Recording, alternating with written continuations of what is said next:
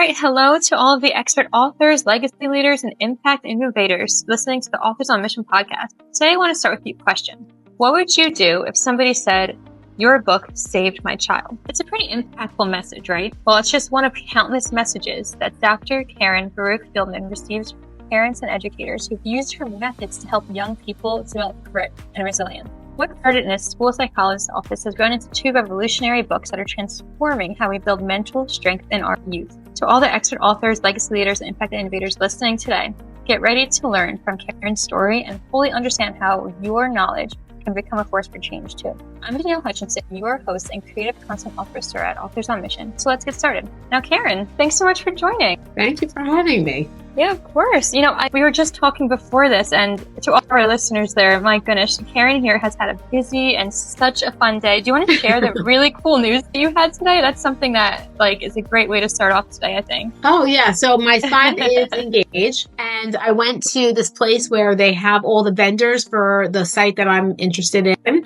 And I knew I had this appointment with you. So I was really trying to get out of there. But on the other hand, they had this raffle for a free honeymoon for possibly my son and future daughter-in-law. And you have to go to every single vendor and get it checked off and put it in the box. So I went to every vendor, and then I finally I gave it to the guys, literally walking up to the stage to pull up the raffle. And they have the small raffles, win a bridal bouquet, or you get free engagement things, but everybody wanted the free honeymoon.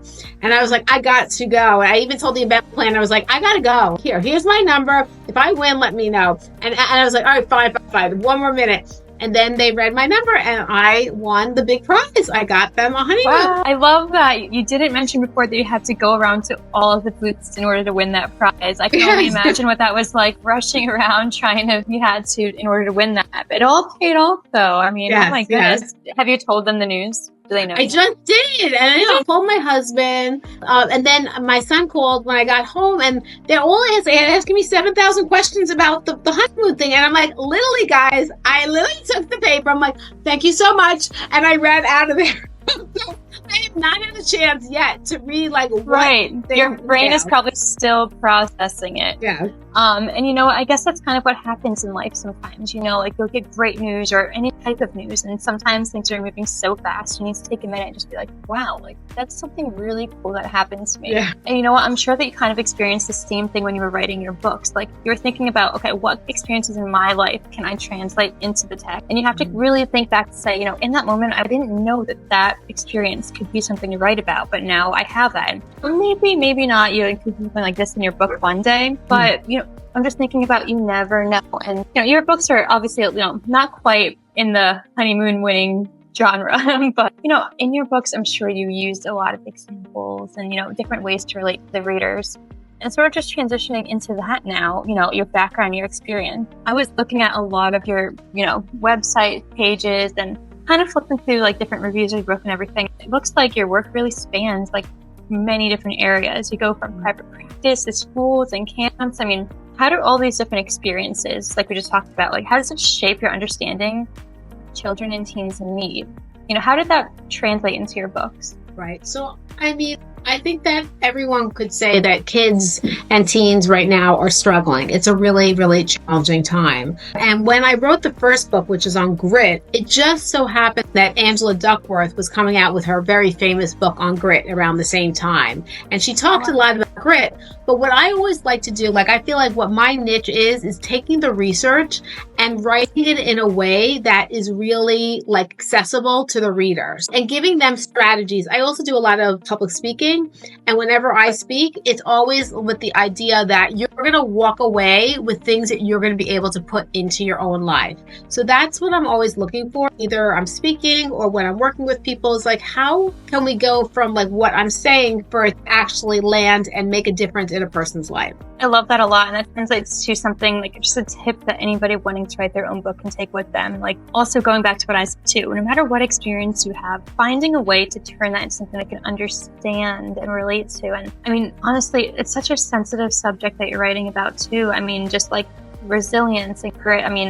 That has to be a whole nother ballpark, finding just the right words to convey that without, being too emotional or too triggering, right? Like, has that ever been a challenge for you, like just finding the right words within your book? Yeah, so it was interesting because the first book, actually the publisher approached me to write this book on grit. They had seen my website and they really thought that I would be like a good match for this topic for teens. And then I wrote this book on grit, and I had just run the New York City Marathon, which I think is a very gritty task. I all the time talk about grit is defined as having passion and perseverance for long-term goals. So it's often compared to a marathon as opposed to a sprint. And a lot of times when I have to do things that are hard, I think about you did the marathon, you can do this, And even when I was writing the book, I'm like, you did the marathon, you can write this book.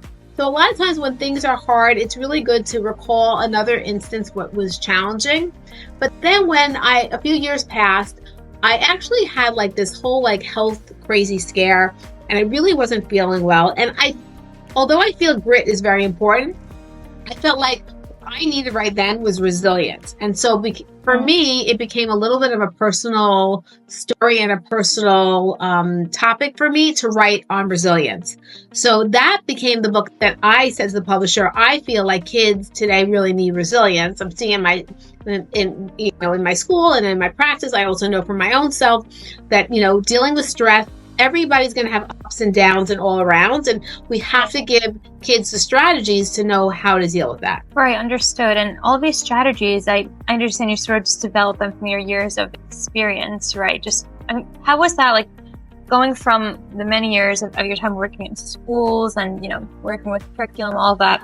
It must have been hard to think about, okay, I have so many ideas that we could potentially put in this book. How did you narrow it down and figure out those exact steps? Did it take a lot of planning on your part? Anyone who's written a book knows it's so much work. And for me, I'm very busy. I have a lot of things going on. And if I can't add something to what's out there, I don't see what the purpose of writing a book is then. I really feel like you have to be feeling like there's something valuable to this. And to me, there wasn't anything really on the market yet for helping kids and teens to develop grit, because grit was a new concept when I wrote it. And then for resilience, there are lots of books for parents or for educators or talking about resilience, but there was nothing on the market that was, how do kids grow that? And so that's why I felt like it was an important topic. So it has to be important. I feel like it has to make a difference. And I feel like, again, I feel like where I have some talent is in that the idea that I like reading research, and I'm able to take research and then write it in a way that's really open and accessible to everybody. Yeah, that's incredible. And one thing that, stood out to me when you were talking right then is you talked about how, it's important to just make sure that you're relating to the reader, telling those stories in a way that particularly relates to them. So with that in mind, how do you change your wording? I'm sure when you talk to professionals and other psychologists, and parents, you speak in a different way than you do to the teens. Mm-hmm. So when you're writing this book and addressing specifically to teens, what do you do to make sure that they're actually taking that in? It goes back to what you're saying too about them, not just reading it and putting it back on the shelf, right? So right. What would you do? If I would say the hardest audience, I think, an author to write for is for teens. They are very tough audience. Have the tone right. You don't want them to feel like you're telling them what to do, and it can't be preachy. For the Grit Guide for Teens is that I vetted it with teens. So actually my kids' high school had a senior X project where kids had to basically do an internship. So over the years, over 2 years, I had different seniors from their school work with me, and they read everything. And they made sure that the language was something that they feel comfortable about. So I really vetted it with teens. In terms of the kids also, so when I wrote the resilience workbook, I had to bring down the language even to more simplistic terms and a lot of concrete examples. I think that people really learn, especially kids, if you're up here and very abstract about things, they're not going to learn. But if you say, for example, if I was thinking to myself about the whole thing with the raffle today, that's going to make a good story when I go to my school and I work with third graders. So I'm going to tell them that story, which was that you may see it that I just won the raffle, but you know how I won the raffle? I had to go to every vendor. Mm-hmm. There was work behind that. A lot of times you don't see the work that goes behind something. You just see the shiny prize, but behind every shiny prize, there is always work. So always I'm thinking of like really concrete examples, like how that the kids can grasp so that they can understand a concept in a real way. No, that's definitely important. You can't just have a bunch of theories that are floating in a metaphorical atmosphere above your head. You need to bring it down to the ground for anybody, even be it the children, the teens, or any reader to resonate with. If you're writing a business book, for example, you have to make sure it resonates with all types of business people, or make it for the general audience too, because your book's just not going to get read if it's too abstract. So I'm glad that you're able to do that and find a way that it's so approachable and accessible, because if the message is powerful as yours, but it has to be, otherwise, like I said before, teens, it takes a lot for them to pick up a book. So like for them to pick up the book and not put it back down, that's something that you've really captured in your book, and that's something that all of our listeners could learn too. There's so many different things to do to make sure that they just don't close the book. Now, branching off of that, now that you have the book in place, I know you had your business, your website, everything already in place before you even published your book. So how has published a book actually grown your business even more? Do you see a lot of changes because you now have your name on the cover? I think yes and no. I think like the reason I wrote a book is I think it's part of like a whole business package. So like I do like presenting. Sometimes it's hard. I used to work also part-time in my school and then have a practice. Now I'm full-time in my school. So it makes it really difficult for me to really do a lot of presenting at this point. But I do like presenting, and I think if you do like doing presentations, it's great to say that you have a book. I think it gives you an authority on a topic that you don't have without writing that. And so I think that has been really helpful in terms of growing my practice. And as again, I've used my book also. I work in a school, and what we've done with the book was we've taken ideas from that book and we developed a curriculum for third grade for them to teach these resilience skills. So again, I took some content and then modified it because it's going to make it different. Whenever I do the presentations to the third graders, it's always an idea, there's always a video, there's always an activity. Because I feel like the activity is what the kids always remember and makes the ideas really sticky. And so that's how we frame the experience for them. Right. Well, you touched upon sort of the next thing I wanted to bring up, because before you and I jumped on this podcast, we actually had a phone call. And when I asked you sort of what's the next big thing for you, you were telling me how you developed that curriculum. It's a resilience program for third graders, you were telling me, right? Yeah. Tell us a little bit more, tell our listeners more. What does that involve in terms of what it took to create it, what it actually is, and how we're looking to move it forward from here? Where are you at right now? Right. So it started small, and I would say anybody who does things, I think it always starts off small, and it starts with people you're close to. So originally I had this one teacher who really wanted to kind of do some more of a deep dive with her class on social emotional learning. And so I said, okay, so I have this book on resilience. Let's figure out how to take some ideas from that and put it into play. So for a few years, I was just doing it with one class. But then what was happening was the other teachers were like, how come you're doing it with her and not with me? Or a parent, how come that kid, that I spoke to that parent, and how come they're learning about resilience, but my kid isn't learning about it? So it became a thing. Yeah, you have to standardize. I can't just do it with one teacher, one class. It's not a bad problem. But so I had to figure out, how do I do it for all third grade? Now the problem is, why are you just doing it in third grade? How about, can you do it in second grade? Can you do it in first grade? So that's like another issue, that I'm only one person. There's only so much I can do. But I do think that it's great to do it in third grade. It also is great because it allows me to really know every third grader, who will eventually be a fourth grader and a fifth grader, or our upper elementary school students, and knowing me and having that contact. So if something goes awry when they're a little bit older, they know who I am. They feel comfortable coming to me. And the other thing I did is that although I'm a psychologist and I have lots of ideas about how to help people change, I'm not an educator. I'm not a teacher. And so I really leaned into my teacher friends and colleagues to make these lessons really engaging. And I have also sometimes a tendency to want to teach so many concepts and to make it go on too long. And the teachers are like, no, one idea, make it to half an hour, 40 minutes time. So a lot of the teachers would like slow it down and make it shorter and punchier. So together, it wasn't just me, we made some really nice lessons. And so we teach resilience.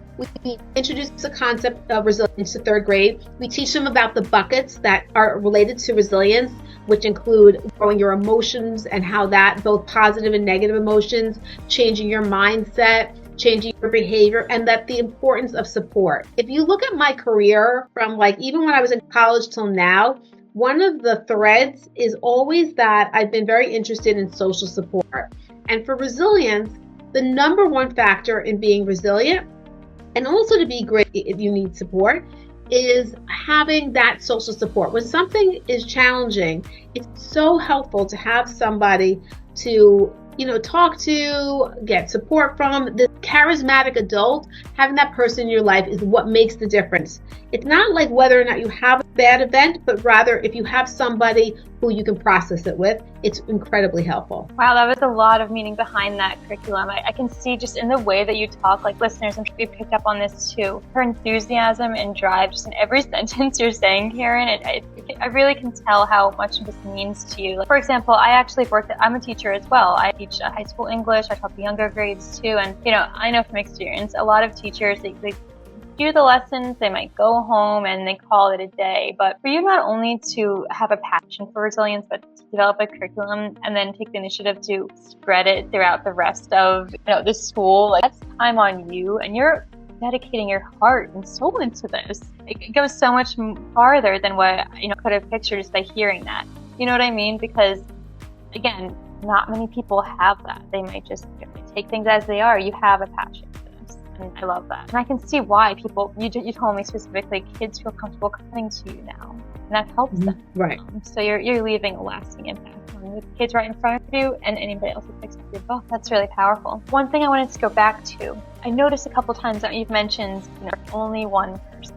You have so many things you want to do. You want to do speaking engagements, you want to write the curriculum, you've written your books, you want to go to, wedding fairs to help your daughter set up everything out. It's hard to balance, and I'm sure a lot of our listeners right now, they can relate to. I mean, I can relate. How do I find time for it all? Right. But you have a curriculum that you want to get out there. So I know it's probably going to be so challenging to find the time to keep spreading the word about it. One thing I have to say is it works great when you're with a team. Like you said, you worked with the people at your school, the teachers who helped you develop it. I guess I have to say, do you have a plan in place for how you're going to continue to spread your message?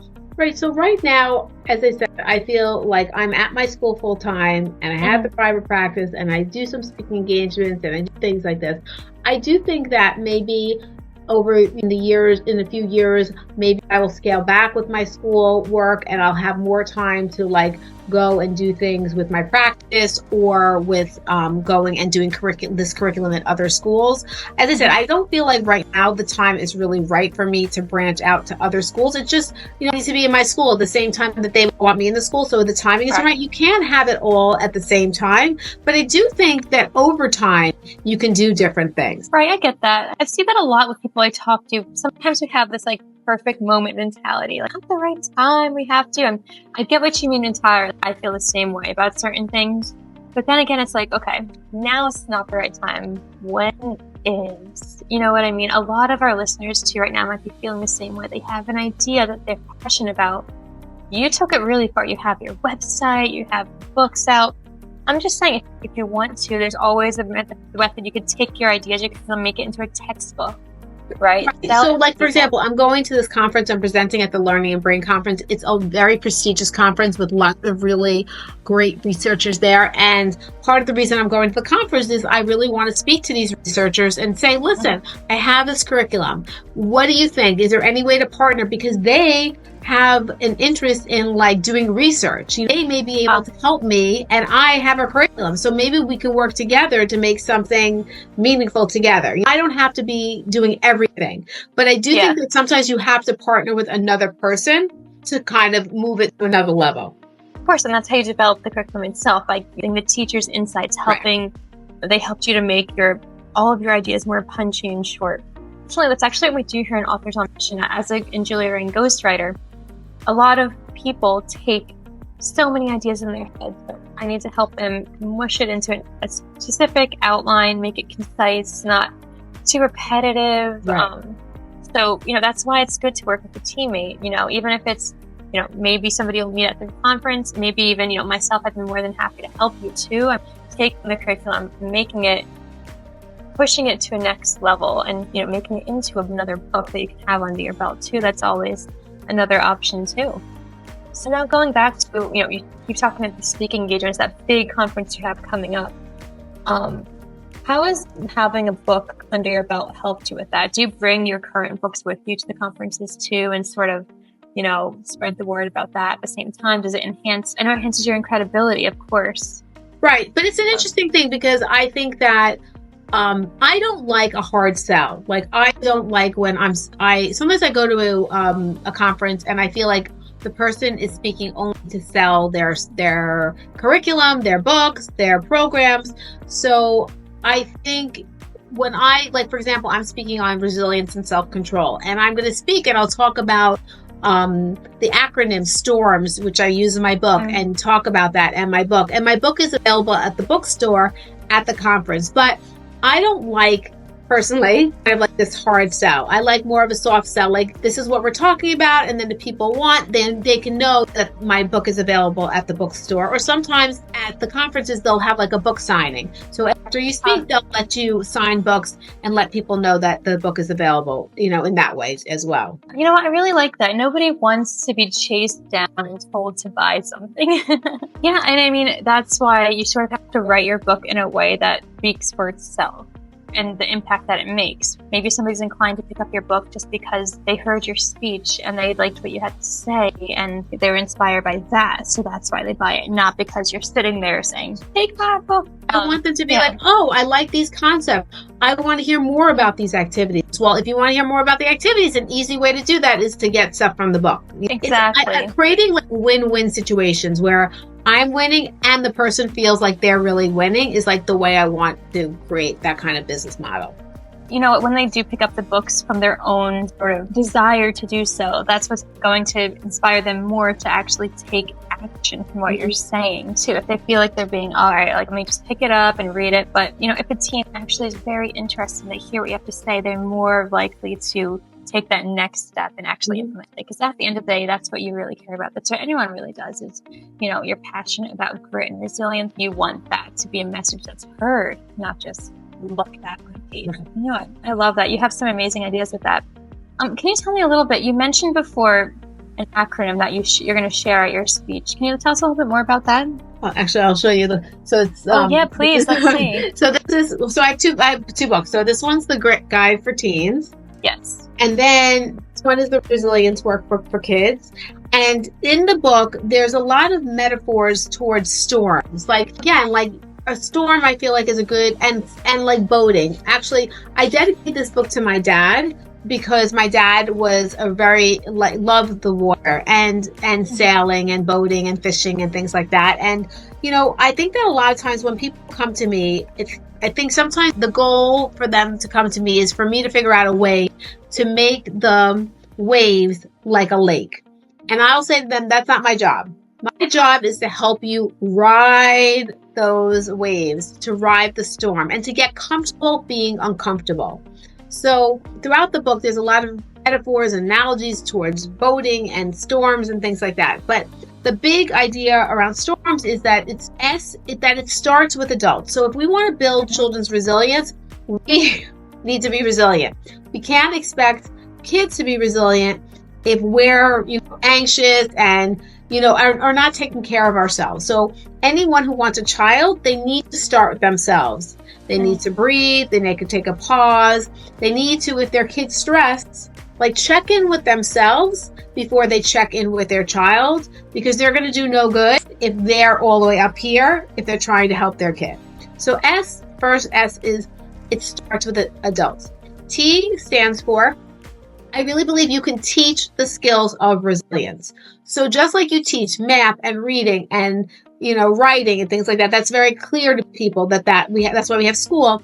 I believe you can teach kids how to be resilient. That's the T in that. And so that I'm going to again, break those skills into smaller parts and teach you how to do that. O stands for own all your emotions.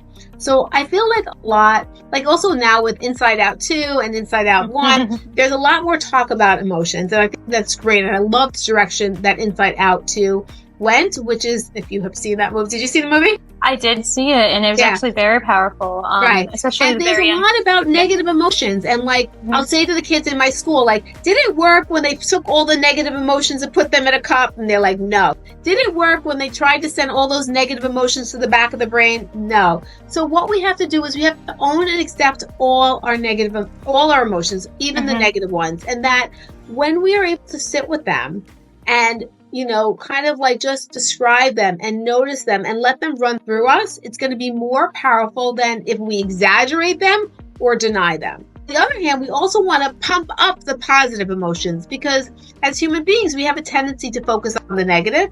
So we do need to always have our eyes out for how can we take like micro moments of times when things are going well. Like, again, it's very easy, like going back to the raffle thing. Okay, I won the raffle for 5 minutes, but then I was back to talking to you and like, okay, I might be late or what's going on next or thing. It's very easy to even something that's really terrific, it doesn't last so long, but we have to sort of really sit and like run that like a movie in our head about what happened that was really delightful and really savor those moments. So that's the O.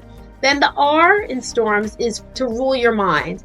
And in the book, it talks a lot about how can we think in a way that's going to help with resilience. So we know that being optimistic instead of pessimistic is a really powerful way to be resilient. And we can teach kids how to be optimistic. We can teach kids about thinking traps and thinking distortions and ways that they may be thinking about things that are getting them into trouble. And then the M stands for manage your behavior. It's not enough to, you have to have the adults and you have to have the emotions and you have to have your thinking. But if you don't put it into behavior, if you don't start facing scary things and, working through stress, on the ground, it's not going to make a difference. So the M is to actually behaviorally do the changes. And then the last S is having support all around you. As I said to you before, the number one factor for resilience is that somebody has support. And the other thing I also feel like very strongly about is I don't want people to have a message that resilience is an individualistic problem. Like, I feel like we as society and culture and things like that, we also need to put things into play so that life isn't so stressful for children, like, in terms of poverty or things that are happening structurally, that it's not just about the individual, it's also about that big community support and culture. So that's what STORM stands for. Thank you for that. Wow. No, it's great when you're able to take something like that and have such meaning behind every part of that, and every also kind of interrelated in a way that I can see how that drives lasting change for anybody who's reading it. One thing I was noticing, like almost as a common theme throughout all of them, is the idea of accountability, right? Like you have to be accountable and start with yourself. You have to be accountable and, actually own what you're feeling. You have to be accountable and, manage your own behaviors. It's something like by putting that responsibility on the reader, I feel like in a way it's encouraging them to actually do it. You know what I mean? You have to do it yourself. No one else is going to do it for you. That you need to have that accountability and help others in that way. So I love that. Yeah, I can see how that really would drive lasting change in people. I mean, speaking of that, one thing I also wanted to ask you is, obviously this is a huge kind of topic that helps teens and children every day. Do you have any particular stories that stand out to you, a particular teen that you've helped through the time based on this? I would love to hear in terms of grit or resilience or both? Oh my. Well, let's do grit because I think that's your most recent book. So grit was my first book and resilience is my more recent book. But we can talk about grit and then we can also talk about resilience. I love that. Okay. But in terms of grit, I definitely have kids. And one of the things that I do in my book, The Grit Guide for Teens, and a lot of people who've read it, who are researchers or big people in the field have said, oh, I love how you did that, is that I have different domains. So what we know about grit is that it's not like you're gritty across the board. You can be gritty about your academics, but you're not so gritty about emotions. You can be gritty socially, but not about your health. So what I try to have kids do is learn from their area that they're already strong, what are they doing in that area and how to apply it socially. So I had a boy I remember I worked with who was a really very strong student. He did very well in school. He was passionate about school and he persevered, he studied, he took everything very seriously. But in terms of his social life, he was very socially anxious. He would not go to parties. He would not raise his hand. He would not put himself out there. So we looked at why he was gritty in one area and what he can learn from that and apply it to the area that he needed to grow. And there is kind of a little bit of a formula. So in order to be gritty in an area, it has to be important to you. You also have to think that you have the skill set to get it done, and the cost can't be that high. So for academics, and we talk about that kid, he felt in terms of that formula, it was important to him. He felt like he had the skills, he was doing well, and so he was being successful. And the cost for studying didn't seem that troublesome to him. He didn't mind studying, it was okay. But the social was totally a different area. So socially, it was important. So he had that part of the equation. But where he was having a lot of difficulty was he never was good socially. So he doesn't have that experience that he ever thought that he could do that. And the cost, putting himself out there, felt so prohibitive to him. So my work with him was to help him bring down the cost and take baby steps so that he would be a little bit more successful, so that he could have some more success under his belt. You know what? Whenever I speak with a writer who designs a book like this is the most important thing you need, is to have that sort of framework to help the student, or to help your reader, in this case, the student. So for example, you're weighing a cost, you're deciding, okay, what do I need to do? Not just telling them what they have to do, you're giving them an actual solution, an actual equation almost to follow. But would you say he's definitely changed after following these steps? Did he encounter any problems along the way, or did he sort of just take it to heart and accomplish it? Well, no, I feel like I was my job to, as I said, so I shared with him, okay, so you think for example, it's very hard to, is it hard to participate in all your classes? Is there one class that you're already participating sometimes? Yes. Can you participate one time more? Do you think that when you're walking down the hallway, you don't have to say hello? You could just give a smile to somebody. So it didn't feel, it's like a teacher with scaffolding. It didn't feel like it was completely over his head. It felt like a stretch, but it was a little bit in the wheelhouse. And when I said it, it didn't sound like a tremendous cost, because it didn't feel super embarrassing or something he absolutely couldn't do. Right, and that's another important thing too. He's not overwhelmed. You're letting him take small steps at a time, and when he's ready for it, you remove that scaffold. For our listeners who might not be familiar with the term, and my understanding of it as a teacher as well is, it's like you're building a house, right? You need to build those scaffolds and allow to build one step at a time until you have a complete house. And you start taking away the scaffolds whenever they're ready for it. Students ready to write, you might give them a piece of paper. They just start with one line, and then you put your hand over their hand and you help guide them. When they no longer need you to do that, you keep on writing. So it's kind of the same way as when you took his hand, you gave him that step-by-step guidance, and I guess now you'd say he's much improved. Well, yes, he's definitely more social. Now, is it going to be that he ever is going to be as strong socially as academically? No. But he definitely, success breeds success. Actually, I have a patient coming in soon, and she came to me, and she's very scared of dogs. And I actually have a dog myself, and we use my dog, although my dog is so old. She's 15, and when she was younger, she used to bark. But she doesn't even bark. She barely moves. She's the easiest dog not to be scared of. She doesn't move, whatever. But it's a good stepping stone, right? But the way, she's totally gotten more resilient, because when she first came here, and I said to her, I often say 1 to 10, where 10 is it completely freaks you out, and 1, it doesn't bother you at all. How would you feel if the dog was, I have an office, and that the dog would be behind the closed door of my office? She's a 12, a 25, or whatever. It's not even the dog could come in here. That's how she felt. And now she has the dog. She walks the dog. She sits on the floor with the dog. She lets the dog walk around. So all of a sudden, these things that she thought was so stressful, by doing what we call exposure and seeing that she can handle hard things, she's not going to crumble like a cookie, and that's not as bad as she thought. That's the value of exposure. she is able to do those things. So she has been like very successful in that. I love that. You're challenging your students to take on their own fears one step at a time. It goes back to that accountability too. Like she might not want to, be facing her fears in that way, but now you're saying that she doesn't even have a problem. It's the sweetest dog and just something. I'm sure maybe she's working on lots of other skills along with that. That's just like a great example of how, your steps resonate and help people. That's incredible. Moving forward from that, I know you do have she's coming soon, you said. So we'll do our best to wrap up all of our questions before she comes and I'll leave enough time to prepare.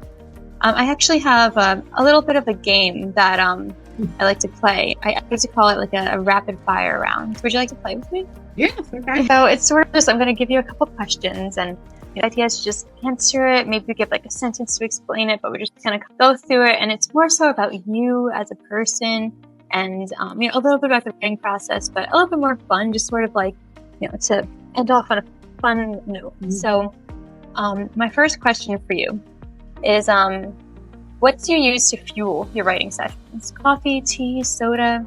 What's your go-to? Definitely coffee, but not after like 12 o'clock. I cannot have coffee.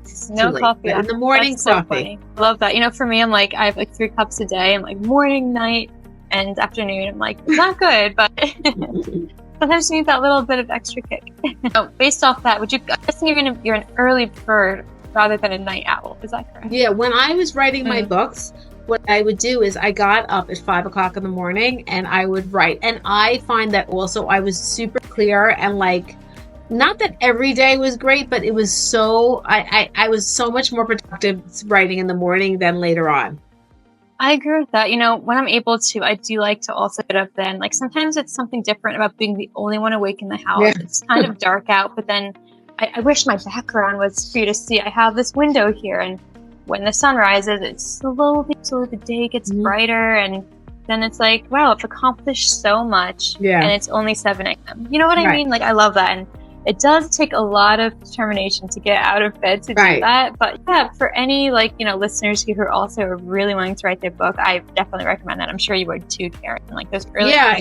You know what? Because I'm not normally up at 5. Sometimes I get up at 6. But I've now created a whole other hour that I never would have had in my life. And I like that idea. Like I'm the only person up, and it's quiet, and my brain is really awake at that time.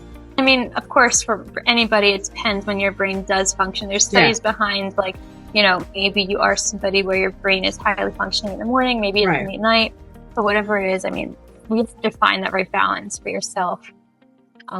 Whatever time is best for you, you got to schedule that writing time in and just take advantage of it. I love that. Okay, so music or silence when working? I think I know the answer to this one. I think it has to be silent. But I exercise a lot and I love exercising to music. But for me to write, I can't do it really with me. I would love that I could, but I'm not successful with it. I get that. And I feel like I knew that answer because we both talked about how we like to wake up and it's quiet and nothing. You hear your own thoughts a lot better. I definitely agree with that. Sometimes maybe some just like chill hop in the background or something. But yeah, definitely. Okay. Who was the first person to read your manuscript? Who was the first person to read the grit drive? That's a hard question. I'm trying to remember. I mean, I did have somebody who I paid to be like an editor for me before I even gave it to the to the publisher. So there was this woman named Daisy who was like amazing, and she like, can you clarify that? Or like, I thought I was being super clear, and she's like, or like, and she would be like, how would you say it? Like, and I liked it because she's not a person who wrote the book, but she would just like question me, and sometimes actually, to be quite honest, it was annoying because I was like, I thought I was clear enough, but she really made the book better. So I would always show it to her before I gave it to the publisher. I love that. It's really important to have that second set of eyes. Yes. As an editor myself, it's, I work really closely with the client or I'm ghostwriting their book, but then to have a beta reader look at it, or even like a friend or somebody else in the field. One of our most recent clients, he was a former CEO, so he just sent his manuscript to a couple of his buddies in the field, and they came back with some notes, and It not only helps you with networking opportunities, like, more opportunity for conversation, but it makes sure your book has credibility and that you've got, everything you want going. So, I love that. Now, okay, how about one more, and then we'll get into some more stuff. So let's see. Biggest stress relief technique while writing. So as I said, I do like to exercise. I love hiking. I love that dog that I was telling you about. She's now too old for that, but my favorite thing when she was younger was like to go to the woods and like go and listen to music and walk with my dog. That was my favorite. But I still go to the woods, just not with my dog anymore. Although she's still alive. And I love like any kind of exercise. No, that's really important, especially just getting like the blood pumping, the endorphins going a little bit, and then sometimes you'll come back and you're more inspired, or maybe that walk you saw something that sort of sparked an idea in your brain, then you come back and you're ready to just keep on writing. It's more of like a brain break, but also creative input. A writer's block proof method. It's great. So now that we've kind of gone through those fun, silly little things, as we start to wrap up here, what advice would you give to psychologists considering writing a book like you? That I think, first of all, it's really important. It's hard. I'm not going to say it's not hard. I feel like it's like giving birth to like this baby. It is a lot of work. I think you should pick something that you feel really passionate about, something that you feel will add something to the universe and to the world out there. Know that I also say this to my patients. There are many times that I was like, I have zero idea what I'm writing on this topic. I really don't know what to do. And what I need to do is just start to write. And even if I don't know what to do, it's in the writing that you sort of start sorting things out. So there will be moments when you are going to not know what to write, but I will say, like, just keep the practice going and it will get there. It's also similar to a marathon. Like, you have to trust the process. You can't just be like, I want to run a marathon. That's not going to get you there. You have to get on a training schedule and stick to the training schedule. If you stick to the training schedule, you will do the marathon. But you got to stick to the training schedule. That goes right back to what you're saying with accountability. I'm noticing that that's something very important to you, and it should be to you and to anybody writing a book or who wants to be successful in general. You have to hold yourself accountable. You have to just keep going with it. Right. But I would say it's accountability plus support, because like going back to the marathon, and is that the way that I actually did the marathon was because I had a very good friend and we did it for a charity for Tourette. But I could not have had that level of accountability without support. So knowing that she was going to show up my doorstep and we were going out there for like 3 hours. You can't just back out. You can't back out, but it's hard just to rely on yourself. Like, that's the same thing about resilience and stress. It's not just an individual thing. People really are resilient when they don't worry alone, when they have that support, when they have that accountability, but they're with a community and a person. And also when you're doing it for a higher level purpose. Like, I knew I was doing this for Tourette. I was supposed to raise money and do this for this charity, and so I wasn't going to let them down, So when you can sort of see this as like a higher purpose and tap into those values and purpose, that will also help. Right, of course. So it's to everybody listening then. So it's not just accountability, it's having that support system, having somebody to push you to do it. If you don't have somebody in your personal life that you think of on the top of your head who can help you, there's always just so many others you can reach out to. For example, Authors on Mission, we have a huge team of people, from editors to angel writers to and just formatters, people who help you publish your book. So when you team up with them and with us, it sort of just gives you that accountability. Like, for example, I have a client who sometimes I have to message her and be like, hey, did you read chapter 2? Are you ready to move forward? Just having somebody kind of, just gently giving us a little nudge, like, I know you want to get your book written. You have to actually, make some steps. So always shout to your friends, maybe even your colleagues, set up a little like book club at your office or something to help you with it. Or we always have, services like Authors on Mission. So, many different things you could do. With that, how can our listeners connect with you to learn more about your work? So the easiest way to connect is at my website. So it's my name. It's drbaruch-feldman.com. I have all information about me, and my email's on there. So if they go to the website, it's probably the easiest way to get in touch with me. Great. We'll include some links, along with this podcast too. So listeners, feel free to click on that and what she has to offer. I checked out that website too myself. She got some very cool videos on there and some blog posts. So check it out. It's very informative. And get a copy of that book. It's going to change some lives. I mean, that's the power of turning your experiences into a book. Create a legacy that, is going to keep living long after you finish writing. So with that, thank you so much for being a part of another episode of Authors on Mission. Listeners, if this conversation sparked your author's journey, remember, your knowledge really does deserve to be shared too. You can join us next time as we continue helping leaders like you transform their knowledge and impact. I'm Danielle Hutchinson, and I'm joined by Dr. Baruch-Feldman. And remember, you are a professional and you're sitting on a lot of valuable knowledge. You can help others, and your knowledge deserves to be shared. So if you would like to, keep on writing, keep leading, keep inspiring, and we'll see you next time. Have an amazing day. Bye-bye.